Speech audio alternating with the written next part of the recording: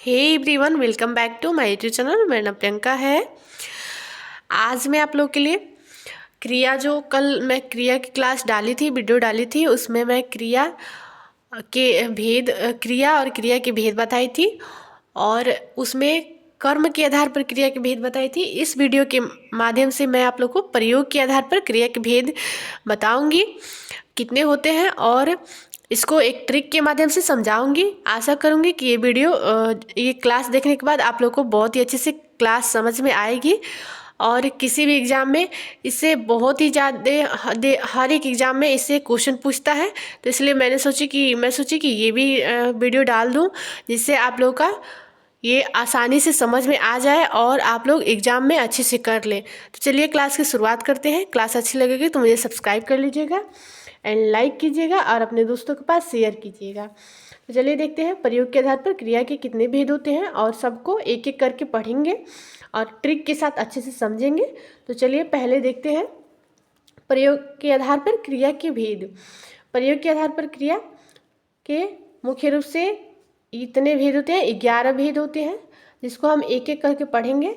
तो पहला है सामान्य क्रिया, दूसरा है संयुक्त क्रिया, तीसरा है नाम धातु क्रिया, चौथा है प्रेरणार्थक क्रिया, पांचवा है पूर्वकालिक क्रिया, छठवां है तत्कालिक क्रिया, फिर सातवां है कृदंत क्रिया, आठवां है यौगिक क्रिया, नौवां है सहायक क्रिया, फिर 10वां है सजातीय क्रिया, फिर 11वां है विधि क्रिया।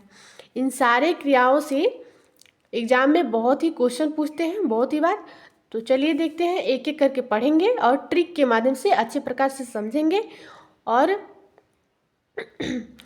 आशा करूंगी कि ये वीडियो आप लोग को बहुत ही पसंद आएगी। तो चलिए पहला देखते हैं।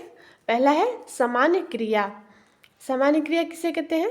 तो सामान्य क्रिया में जिस क्रिया से किसी कार्य के करने या होने का बोध होता है तो उसे सामान्य क्रिया कहते हैं। यानी इसको सामान्य क्रिया किसे कहते हैं? तो जिस क्रिया से किसी कार्य के करने या होने का बोध हो तो उसे सामान्य क्रिया कहते हैं। अब इसमें ट्रिक क्या है? तो ट्रिक ये है, आप लोग ट्रिक के माध्यम से समझेंगे तो बहुत ही अच्छे तरह से समझेंगे। तो चलिए ट्रिक देखते हैं। तो इसमें ट्रिक है क्रिया के पीछे न लगा होता है। इसमें क्रिया के पीछे न लगा होता है तो वो सामान्य क्रिया होती है। आप इस प्रकार से एक ट्रिक के माध्यम से सीखेंगे तो बहुत ही अच्छे से सीख जाएंगे और समझ जाएंगे। तो देखिए इसमें ट्रिक है कि क्रिया के पीछे न लगा होता है। जैसे रोना हो गया, धोना हो गया, खाना हो गया, पीना हो गया, कूदना हो गया, पढ़ना हो गया, नहाना हो गया, चलना हो गया, लिखना हो गया इत्यादि। ये सारे क्रिया के पीछे न लगा है। धोना, रोना, खाना, ये सारे में न लगा है। तो इस प्रकार से ये सामान्य क्रिया है। ऐसे आएगा तो आप लोग इसको सामान्य क्रिया में रख दीजिएगा, मतलब इसको सामान्य क्रिया इसी को कहते हैं। अब देखते हैं दूसरा संयुक्त क्रिया।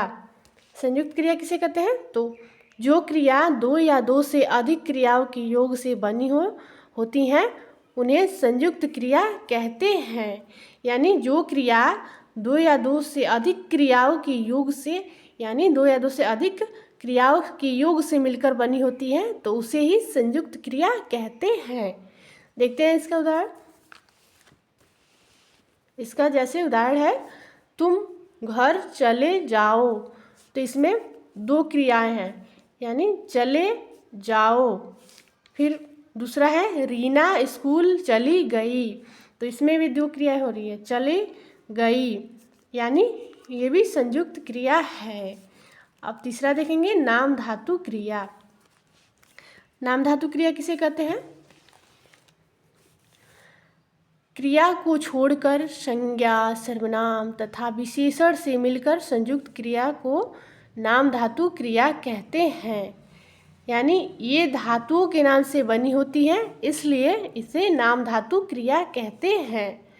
ये धातुओं के नाम से बनी होती है इसलिए ये नाम धातु क्रिया होती है। जैसे हाथ से क्या होगा? हथियाना। लाठी से लठियाना। बात से बतियाना। पानी से पनियाना। तो ये सारे नाम धातु के उदाहरण है। यानी जो धातुओं के नाम से बनी होती हैं, इसलिए इसे नाम धातु कहते हैं। अब चौथा देखेंगे अनुकरणात्मक क्रिया। अनुकरणात्मक क्रिया, जैसे इसमें अनुकरणात्मक क्रिया क्या होती है, यानी रिपीटेशन होता है, यानी जो बार बार रिपीट होती है वही अनुकरणात्मक क्रिया होती है। जैसे थप थप, थप थप से क्या होगा, थपथपाना। इसमें 2 बार थप थप आया है, यानी रिपीट हुआ है ये शब्द थप थप, यानी थप थप से थपथपाना। फिर है यहाँ पे दूसरा थर थर, थर से थरथराना। फिर तीसरा है कप कप, कप कप से कप कपाना, यानी इसमें रिपीटेशन शब्द आएगा तो वही अनुक्रमात्मक क्रिया होगी। जैसे मोहन दरवाज़ा खटखटा रहा है, यहाँ पे खटखटा यानी 2 बार खटखटाया है, तो ये अनुक्रमात्मक क्रिया का उदाहरण है। फिर दूसरा है मधुमक्खी भिनभिना रही है, यानी भिनभिना, यानी भिनभिना ये 2 बार रिपीट हुआ है, तो इसलिए ये भी अनुकरणात्मक क्रिया का उदाहरण है। अब देखें कि पांचवा प्रेरणार्थक क्रिया, यानी इसमें किसी चीज़ की प्रेरणा मिलती है तो वही प्रेरणात्मक क्रिया होती है। तो देखते हैं इसे, जहाँ कर्ता, इसकी परिभाषा है जहाँ कर्ता किसी कार्य को स्वयं न करके किसी दूसरे से करवाता है वहाँ प्रेरणार्थक क्रिया होती है, यानी वो अपना काम स्वयं न करके दूसरे से कराता है तो वही प्रेरणात्मक क्रिया होती है। जैसे इसका उदाहरण देखेंगे, इसकी उदाहरण है माताजी नौकर से सफाई करवाती है, यानी माताजी इसमें काम को स्वयं न करके, खुद न करके नौकर से सफाई करवाती हैं, यानी सफाई जो है वो माताजी खुद न करके नौकर से करवा रही है, तो इसलिए ये प्रेरणार्थक क्रिया है।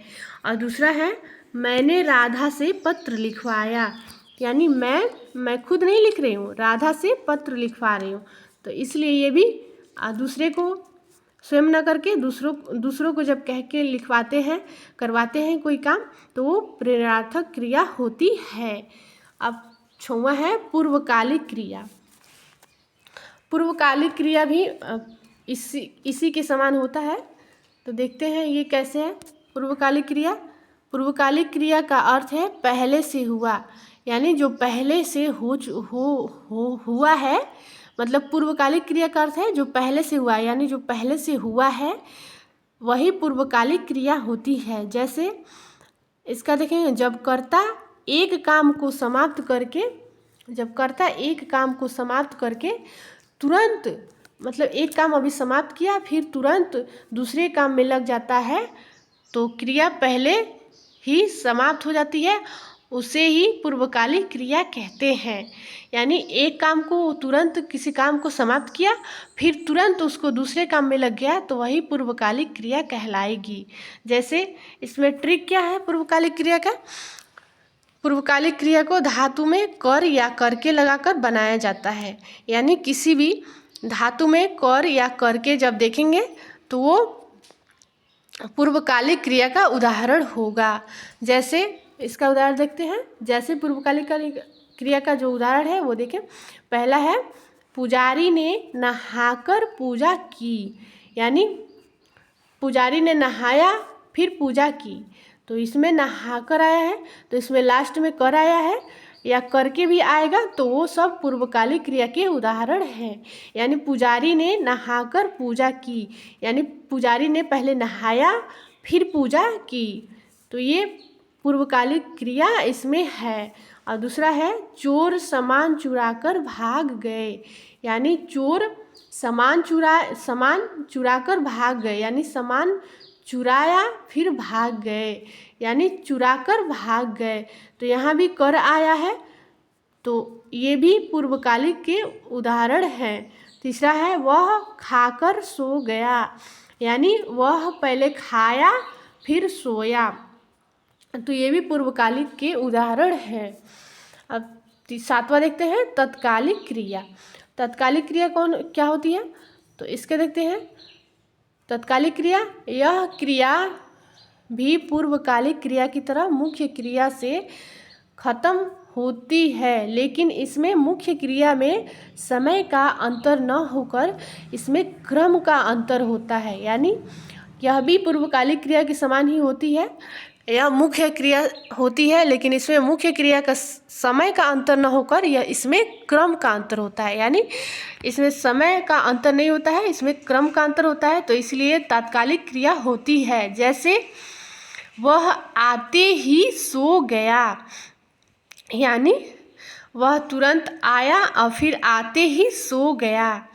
और शेर देखते ही वह बेहोश हो गया, यानी यहाँ पे ही शब्द आएगा तो वो तात्कालिक क्रिया हो जाएगी। जैसे वह आते ही, यानी आया और तुरंत ही सो गया। और दूसरा है शेर देखते ही, यानी शेर को देखा और देखते ही वह बेहोश हो गया। तो ये भी तात्कालिक क्रिया के उदाहरण है। तो इसमें समय का अंतर ना होकर इसमें क्रम का अंतर होता है, तो ये तात्कालिक क्रिया होती है। अब देखते हैं आगे। दूसरा है, अब 8वां है कृदंत क्रिया। कृदंत क्रिया किसे कहते हैं? कृत प्रत्ययों को जोड़कर जो क्रिया बनाई जाती है तो उसे कृदंत क्रिया कहते हैं। इसका ट्रिक क्या होता है? इसका ट्रिक होता है जब क्रिया में प्रत्यय जोड़कर उसका एक नया क्रिया रूप बनाया जाता है तो उसे कृदंत क्रिया कहते हैं। यानी जब क्रिया में प्रत्यय जोड़ा जाता है और उसका एक नया क्रिया बनता है तो उसे कृदंत क्रिया कहते हैं। जैसे चलता, चल से चलता बनेगा, भाग से भागता, इसमें फिर दौड़ना से दौड़ता बनेगा, फिर हंसना से हंसता बनेगा। इस प्रकार से चलना से चलता, भागना से भागता, फिर दौड़ना से दौड़ता, फिर हंसना से हंसता, ये एक नया क्रिया का रूप बन रहा है, तो इसलिए कृदंत क्रिया का उदाहरण है।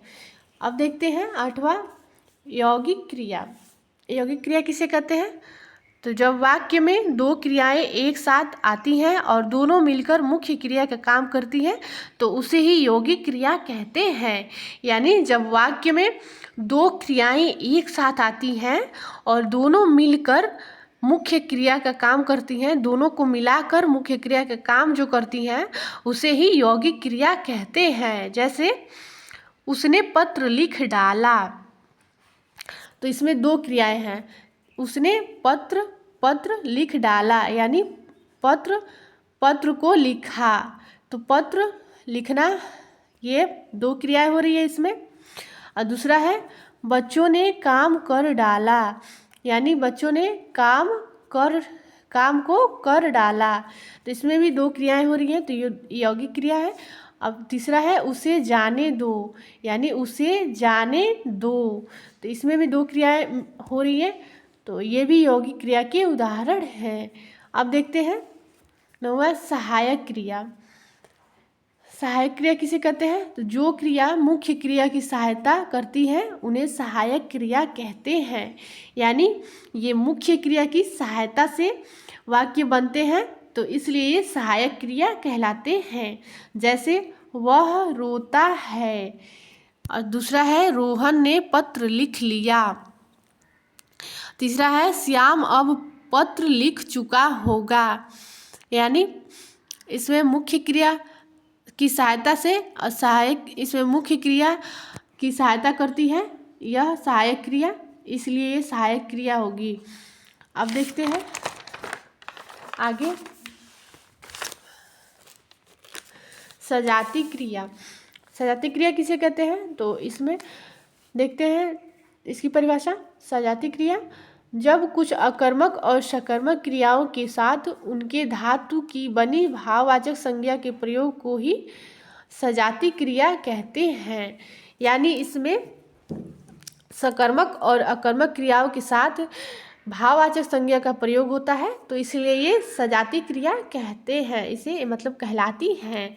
जैसे उदाहरण देखेंगे, अच्छा खेल खेल रहे हैं, यानी बच्चे अच्छा खेल खेल रहे हैं, तो ये इसमें खेल खेलना ये भाववाचक है, यानी खेल को खेल रहे हैं, तो ये भाववाचक है, तो इसलिए ये सजाती क्रिया हो गई।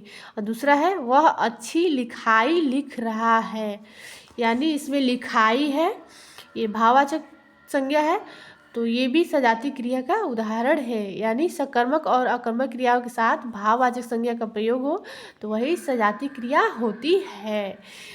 और 11वां है विधि क्रिया। विधि क्रिया किसे कहते हैं? तो जिस क्रिया से किसी प्रकार की आज्ञा का पता चले तो उसे ही विधि क्रिया कहते हैं। यानी जिस क्रिया से मतलब किसी आज्ञा का पता चले, यानी कोई आज्ञा हमें दे रहा हो इसमें, तो उसे ही विधि क्रिया कहते हैं। जैसे पहला है उदाहरण इसका, आज सब घर जाओ। यानी यहाँ आज्ञा का पता चल रहा है, यानी कोई बोला है कि आज सब घर जाओ, तो इसमें आज्ञा दिया जा रहा है, तो इसलिए ये विधि क्रिया का उदाहरण है। फिर दूसरा है तुम वहीं रुक जाओ। तो ये बोला जा रहा है इसमें कि तुम वहीं रुक जाओ, तुम वहीं ठहर जाओ, तुम स्कूल मत जाओ। ये सब आज्ञा दिया जा रहा है इसमें, तो इसलिए विधि क्रिया होगी। तो आज की क्लास ख़त्म हुई। आशा करती हूँ कि आप लोगों को ये क्लास मेरी बहुत ही अच्छे से समझ में आई होगी। और तो आज की क्लास आज यहीं ख़त्म करते हैं। तो चलिए अब दूसरा टॉपिक फिर अगले वीडियो में लेके आऊँगी। क्लास अच्छी लगी हो तो मुझे सब्सक्राइब कर लीजिएगा एंड लाइक कीजिएगा। Thank you, bye bye.